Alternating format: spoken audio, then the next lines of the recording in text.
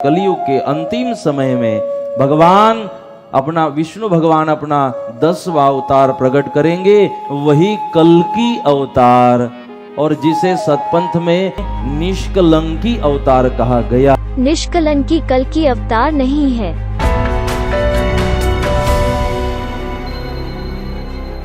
सैयद इमाम शाह महाराज ने इस्लाम के प्रचार हेतु श्रीमद् भागवत दशावतार ग्रंथ लिखा। नाम में भी भ्रामकता छुपी है, भागवत नहीं भगवत है। उन्होंने इस ग्रंथ में भगवान विष्णु के दशावतार को भ्रष्ट कर सभी अवतार फिर से लिखे। भगवान विष्णु के 10वें अवतार यानी कल्कि अवतार को कैसे भ्रष्ट कर हिंदुओं की श्रद्धा को इस्लाम की तरफ मोड़ा, यह देखते हैं।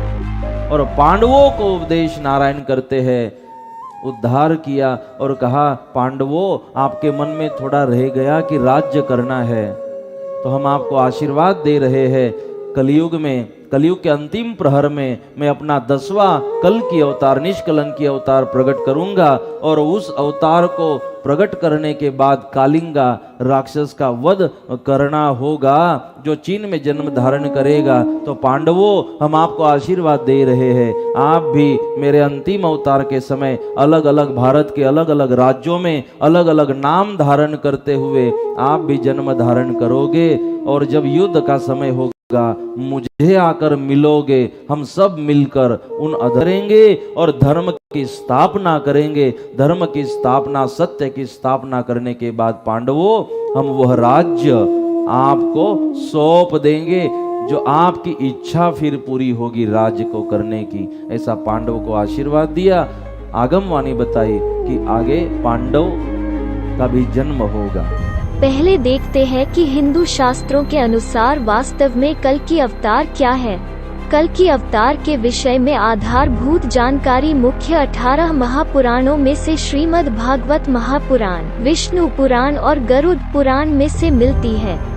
कल्कि अवतार बहुत संक्षिप्त में है। संपूर्ण अवतार लगभग मात्र 8 पन्नों में सिमट जाता है। महर्षि वेद व्यास के पुत्र मुनि श्री सुखदेव गोस्वामी और अभिमन्यु के पुत्र राजा परीक्षित के बीच संवाद है। यह संपूर्ण कल्कि अवतार आप इस लिंक पर देख सकते हो। कल्कि अवतार का सार इस प्रकार है: 1. धर्म, सत्य, पवित्रता, क्षमा, दया, आयु, बल और स्मरण शक्ति का लोप होता जाएगा। 2. धनवान, शक्तिवान और छल कपट करने वालों का बोलबाला रहेगा। 3. राजा ही प्रजा का शोषण करेगा। 4. सच्चे धर्म के नाम पर अधर्म का प्रचार होगा। 5. चोरी, झूठ, निरपराध हिंसा इत्यादि से जीविका चलेगी। 6. पाखंडी लोग नए नए मत पंथ चलाकर मनमाने ढंग से वेदों का तात्पर्य निकालकर उन्हें कलंकित करेंगे। 7. जिन्हें धर्म का रत्ती भर ज्ञान नहीं होगा वह ऊंचे सिंहासन पर विराजमान होकर धर्म का उपदेश देंगे। 8. कलयुग में दोषों का मूल स्रोत अंतःकरण है, कोई दैत्य, राक्षस, दुष्ट स्रोत नहीं है। यह मुद्दा खास नोट करना।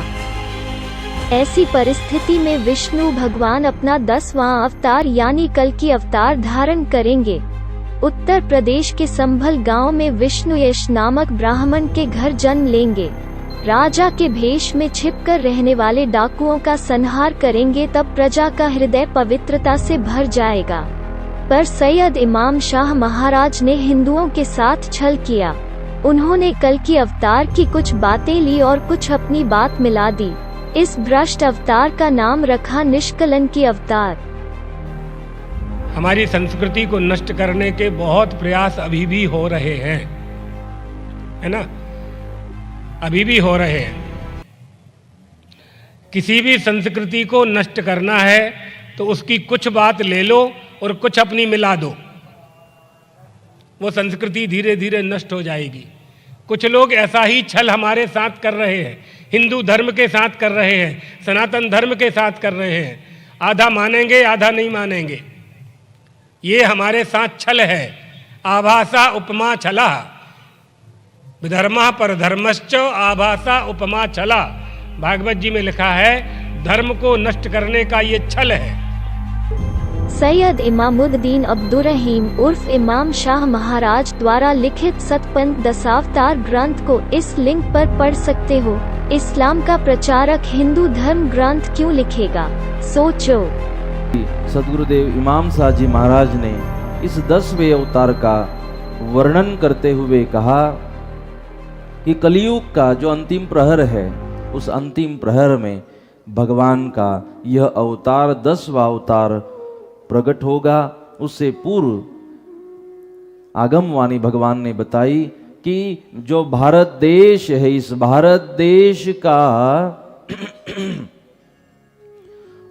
जो प्रमुख शत्रु होगा वो महाचीन होगा, और महाचीन में कालिंगा नाम का राक्षस होगा, जो कालिंगा भारत की लड़की सूरजा रानी उसके साथ विवाह करेगा और उस भारत की लड़की को, सूरजा रानी को चीन ले जाएगा। तो सदगुरु शूक स्वरूप लेकर भारत के संत शूक स्वरूप में महाचीन जाएंगे। चीन में जाने के बाद वहां सूरजा रानी की मुलाकात करेंगे। मूल स्वरूप में आकर वहां शूक स्वरूप सदगुरु वहां सूरजा रानी को ज्ञान देंगे, आत्मज्ञान देंगे, और कलियुग में जो धर्म और अधर्म है उस धर्म अधर्म का ज्ञान सूरजा रानी को वहां पर देंगे। कमला कुंवर को भी वहां पर धर्म अधर्म का ज्ञान शूक स्वरूप सदगुरु वहां पर देंगे, और उनको वहां पर जो सतपंथ है, सत्य का पंथ है, उस सतपंथ का भी ज्ञान देने की सदगुरु कोशिश करेंगे। सतपंथ धर्म को हिंदू धर्म का आभास देने के लिए सैयद इमाम शाह ने शिया इस्लाम के आराध्य देव मुर्तजा मौला अली को कलयुग में विष्णु का 10वां अवतार बताया। अली का हिंदू विरोध न करें, इसलिए उसे एक हिंदू नाम दिया गया, निष्कलंकी नारायण, जिसे सुनने से किसी को भनक तक नहीं पड़ती कि वे एक मुसलमान है।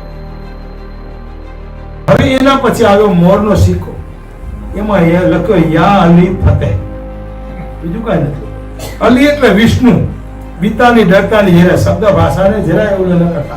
એસિડિટીની ગોળી એટલે આમ પેલી મને દેવી પડી કે મારા મનમાં એસિડિટી.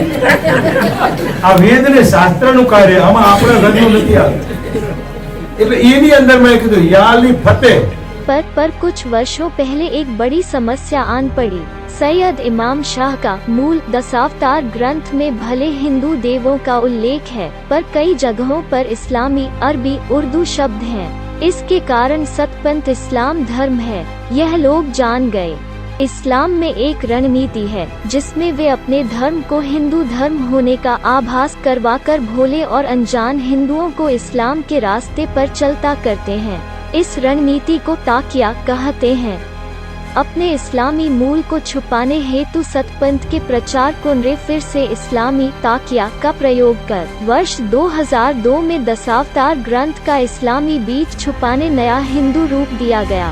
इसमें उन्होंने इस्लामी, अरबी, उर्दू शब्दों की जगह भाषांतर कर हिंदू, भारतीय, संस्कृत शब्द रख दिए, जैसे कि अल्लाह की जगह प्रभु, मुहम्मद की जगह महादेव, अली, नूर मोहम्मद की जगह निष्कलंकी नारायण, शाह इमाम की जगह साहब हरि या विष्णु, मस्जिद जमात खाना की जगह मंदिर, कब्र की जगह समाधि इत्यादि। केवल भाषांतर किया हुआ यह नया ग्रंथ बड़ा भ्रामक साबित हुआ।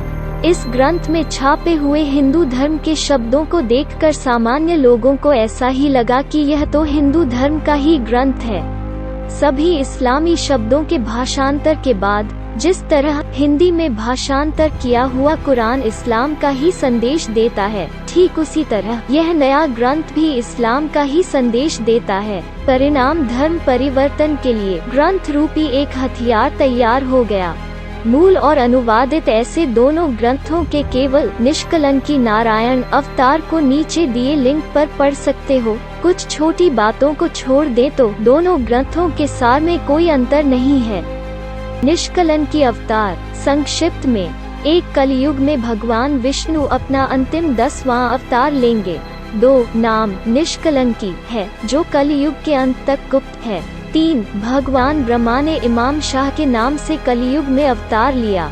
4. कलियुग के दैत्य का नाम है कालिंगा, जो चीन देश में है। 5. कलियुग के अंत में कालिंगा का वध होगा। 6. कालिंगा की पत्नी सुरजा रानी और पुत्र कमला कुंवर को इमाम शाह गुप्त सतपंथी बनाएंगे। आगम वाणी वहाँ पर सुखदेव जी ने वहाँ पर सबको बताई और वहाँ से सद्गुरुदेव वापस उनको आशीर्वाद देकर वहाँ से निकल जाते हैं। आगम वाणी में वर्णन है कि भारत का जो शत्रु है कालिंगा, वो चीन में जन्म लेगा, नामकरण होगा महाचीन, और उसके साथ मल्लकेशर, गजकेशर, रणकेशर, रक्तकेशर, नागकेशर, इतने उसके मित्र होंगे। वो सब मिलकर भारत को नेस्त नाबूद करने की शपथ लेंगे। सदगुरुदेव ने आगम वाणी में सीधी बात कही कि भारत का शत्रु पाकिस्तान नहीं, पाकिस्तान अपने कर्मों से ही समाप्त होने वाला है। पाकिस्तान शत्रु नहीं, हमारा शत्रु चीन है। आगम वाणी में लिखा, चीन ने आक्रमण शुरू कर दिया है कितने वर्षों से भारत के ऊपर। 7. कमला कुंवर मुखी पुजारी बनते हैं। केवल उनके द्वारा ही कलयुग में 12 करोड़ लोग स्वर्ग जाएंगे, बाकी नरक जाएंगे। 8. कलियुग में इमाम शाह के पास स्वर्ग की चाबी है। 9. कलियुग में होने वाली हानियों की 100 निशानियां बताई हैं। 10. तब निष्कलंकी कालिंगा का वध करेंगे। 11. निष्कलंकी की सेना में हजारों करोड़ों भूत, गंधर्व, किन्नर होंगे। हनुमान, पांडव, ब्रह्मा, विष्णु, महेश सहित सभी हिंदू देव होंगे। 12. यह सेना पिराना में एकत्र होगी। सुख स्वरूप परमात्मा वहाँ कमला कौर को मुखी बनाते हैं। मुखी के नियम भी वहां पर बताए कि मुखी के नियम क्या है। इसे आगमवाणी की 100 बातें बताई, 100 बातें। और जब ये 100 बातें पूरी हो जाए तब फिर कलयुग का अंतिम समय आएगा और भगवान का फिर अवतार का प्राकट्य होगा। और जब समय बीतता जाएगा, कलयुग का अंतिम प्रहर वहां पर नजदीक आएगा, तब फिर पृथ्वी माता, धरत्री माता, गौ माता भगवान को, नारायण को प्रार्थना करेगी कि हे भगवान, अब ये कालिंगा शपथ ले चुका है, अब ये वैदिक धर्म को नुकसान कर रहा है, संत सज्जनों को तकलीफ कर रहा है, अब शांति को स्थापित करने हेतु हे परम कृपालु परमात्मा आप अवतार धारण करिए। और फिर नारायण आश्वासन देंगे कि अब मैंने अपना अवतार प्रकट करने का समय आ चुका है। और समय काल देखते हुए कलयुग के अंतिम समय में भगवान अपना, विष्णु भगवान अपना 10वां अवतार प्रकट करेंगे, वही कल्कि अवतार, और जिसे सतपंथ में निष्कलंकी अवतार कहा गया। भगवान 10वें निष्कलंकी अवतार में यहाँ प्रकट होंगे। 13. तब पिराना में इमाम शाह की दरगाह सोने की बन जाएगी। 14. वहाँ निष्कलंकी सभी लोगों का पाप पुण्य तोलेंगे। 15. निष्कलंकी के कहने पर कालिंगा को उसकी पत्नी सुरजा रानी फूल चढ़ाकर वध करती है। 16. तब निष्कलंकी नारायण पिराना की कुंवारिका धरती के साथ शादी करते हैं। 17. कलियुग का अंत होता है, तब स्वर्ग से सभी सतपंथी धरती पर आते हैं और उसके बाद 1.25 लाख वर्षों तक सतपंथी धरती पर राज्य करेंगे। और जब दोनों तरफ से युद्ध में आ रहे हैं तो कमला कुंवर की स्थापना करेगा कालिंगा और युद्ध के लिए निकलेगा। सुरजा रानी मना करेगी, नहीं मानता। जब युद्ध के मैदान में नारद मुनि को मध्यस्थी बनाकर सुरजा रानी कमला को राय की छोड़ दो, क्यों युद्ध कर रहे हो, विनाश हो जाएगा, सामने भगवान है, फिर भी नहीं मानेगा। नारद मुनि को लेकर सुरजा रानी कमला को और भगवान के पास, निष्कलंकी नारायण के पास आएंगे और कहेंगे कि हमारे पति को माफ कर दो। बोले अगर मानता है, तेरा पति वापस जा रहा है तो माफ कर दूंगा, अगर नहीं मान रहा है तो थोड़े पुष्प दे दिए कमला, ये सुरजा रानी के हाथों में पुष्प चढ़ा देना पति पर। सुरजा रानी ने जाकर समझाया, कालिंगा नहीं मान रहा, इसलिए भगवान ने जैसे कहा था पुष्प चढ़ा दिए पति पर। और जैसे पुष्प चढ़ाए, पुष्प गोल घूमने लगे, चक्र का आकार धारण कर लिया और उस पुष्प चक्र से कालिंगा का सर कट गया और कालिंगा का वध हो जाएगा। भगवान 10वें अवतार में उसके पत्नी के द्वारा ही उसके पति का, राक्षस का सर कटवाएंगे। भगवान सबका वध करते हुए फिर प्रेरणा पीठ पिराना भगवान आएंगे। वहां मां धरत्री, मां कुंवारी का जो मां है वो वहां प्रकट होगी, वो वहां प्रकट होगी और भगवान विष्णु का 10वें अवतार का यह विवाह भगवान निष्कलंकी नारायण के साथ पृथ्वी माता की शादी प्रेरणा पीठ पिराना में बनेगी। जब शादी से पहले वह मंदिर भी गोल्डन टेम्पल बनेगा। सारे देवी देवताओं की, ऋषि मुनियों की उपस्थिति में वहां भगवान विष्णु के 10वें अवतार की शादी होगी। इस तरह की आगमवाणी सद्गुरुदेव ने हमें बताई। और अंत में 18 सतपंथियों को मिलने वाले फायदों का वर्णन है। 19 और जो सतपंथी नहीं है उन्हें मिलने वाली नरक की यातनाओं का वर्णन है। यह था निष्कलंकी अवतार का सार। अवतार को संक्षिप्त में देखें तो धर्म परिवर्तन के लिए आवश्यक सभी तत्व हैं। 1. झूठा हिंदू आभास, अली को विष्णु बताना। 2. लालच, केवल सतपंथियों को स्वर्ग और 1.25 लाख वर्षों का राज। 3. झूठा प्रमाण, इमाम शाह के पास स्वर्ग की चाबी है और पिराना में इमाम शाह की दरगाह सोने की हो जाएगी। 4. डर भय, सतपंथ को ना मानने वालों को नरक की यातना। 5. आश्वासन, सभी देव यक्ष गंधर्व किन्नर वानर नाग पांडव प्रकृति इत्यादि सतपंथ के पक्ष में है, जिसे सुनकर हिंदू आसानी से सतपंथ को स्वीकार ले। कल्कि अवतार और निष्कलंकी अवतार यह दोनों अलग अलग अवतार हैं, यह आपने जाना। पर अनजान लोग विष्णु के इस बनावटी निष्कलंकी अवतार की कथा का शिकार हो जाते हैं और सतपंथ के प्रचारकों के हाथों कठपुतली बन जाते हैं। भूतकाल में सतपंथ को हिंदू धर्म समझकर पालने वाले हिंदू लोहाना, सुमरा, लंगा इत्यादि जाति के कई हिंदू इस चाल का शिकार बन गए हैं और आज खोजा मुसलमान बन चुके हैं। प्रत्येक समाजों में विकार आते हैं और हमारी कमजोरी, हमारी अनास्था का दूसरे लोग लाभ लेते हैं और उस अनास्था के लाभ में कुछ टुकड़ा डालते हैं और हम उनके लोभ में आकर के उनके धर्म को स्वीकार कर लेते हैं। मोहम्मद साहब कौन थे? मोहम्मद साहब के पिताजी का क्या नाम था? ईसा मसीह के पिताजी का क्या नाम था? कोई बता सकता है? सैयद इमाम कौन थे? कहाँ से आ गए? सनातन धर्म में से कोई भी धर्म कहाँ से निकल पड़ा? सतपंथ कहाँ से निकल पड़ा?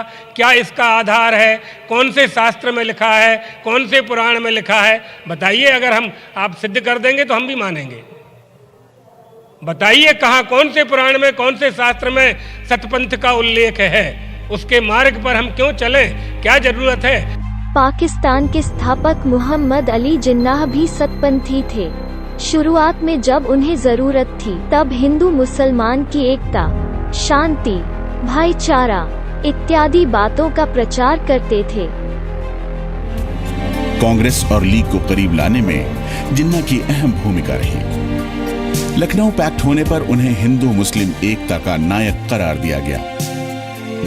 1916 में लखनऊ पैक्ट में कांग्रेस और लीग के नेताओं की कोशिश यही थी कि एक मंच पर आकर आजादी के आंदोलन को अंजाम तक पहुंचाया जाए। कुछ तो बदला ही होगा कि मुसलमानों के लिए आरक्षण तक का विरोध करने वाले मोहम्मद अली जिन्नाह मुसलमानों के लिए एक अलग देश की मांग करने लगे। कुछ तो बदला होगा। हिंदू मुसलमानों की एकता का बिगुल बजाने वाले मोहम्मद अली जिन्नाह हिंदू मुसलमानों के एक साथ न रहने की दलीलें देने लगे। जिन हिंदुओं ने मोहम्मद अली जिन्नाह की एकता, शांति, भाईचारा इत्यादि बातों पर विश्वास किया और उन्हें राजनीतिक प्लेटफॉर्म दिया और बड़ा बनाया, उनके साथ कितना बड़ा धोखा हुआ यह सभी जानते हैं। कल्कि और निष्कलंकी अवतार एक ही है। ऐसी झूठी बात फैलाकर सतपंथ के साधु हिंदुओं की श्रद्धा और आस्था के साथ धोखा कर रहे हैं। इसलिए इस धोखे की जानकारी मिलते ही करोड़ों पूर्व सतपंथियों ने सतपंथ धर्म को त्याग दिया है। यह वास्तविकता है। हम किसी भी धर्म की निंदा और किसी व्यक्ति का अपमान भी नहीं करते हैं। हमारा ऐसा कोई इरादा भी नहीं है, केवल सत्य आपके सामने रख रहे हैं। याद रहे, श्रीमद् भागवत महापुराण बताता है कि कलयुग में पाखंडी लोग नए नए मत पंथ चलाकर मनमाने ढंग से वेदों का तात्पर्य निकालकर उन्हें कलंकित करेंगे, और जिन्हें धर्म का रत्ती भर ज्ञान नहीं होगा वह ऊंचे सिंहासन पर विराजमान होकर धर्म का उपदेश देंगे।